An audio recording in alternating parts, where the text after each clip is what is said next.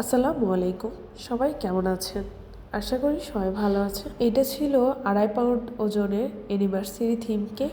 এই কেকটি আমাকে একজন রিপিট ক্লায়েন্ট আপুর ফ্রেন্ড অর্ডার করেছিল। ওনাদের অ্যানিভার্সারি উপলক্ষে এই কেকটি নেওয়া। মাঝে মাঝে যে প্রবলেমটা আমার চোখে পড়ে, বিভিন্ন আপুরা পোস্ট দেয় যে তাদের কাছ থেকে ক্লায়েন্টরা ডিপ কালারের কেক নেওয়ার পরে তাদের কাছে কমপ্লেইন করে। ক্লায়েন্টরা মনে করে হয়তো কোনো ভালো কালার ইউজ করেনি, যার কারণে কালার এভাবে হাতে মুখে লেগে থাকে।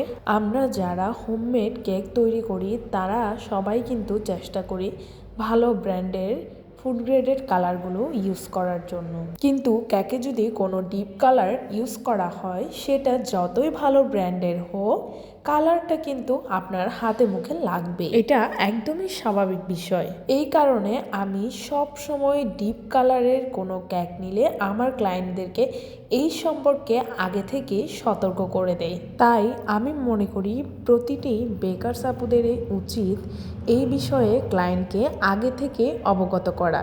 তাহলে ক্লায়েন্ট আর বেকারস আপুদের মাঝে আর কোনো ধরনের ভুল বোঝাবুঝির সৃষ্টি হবে না।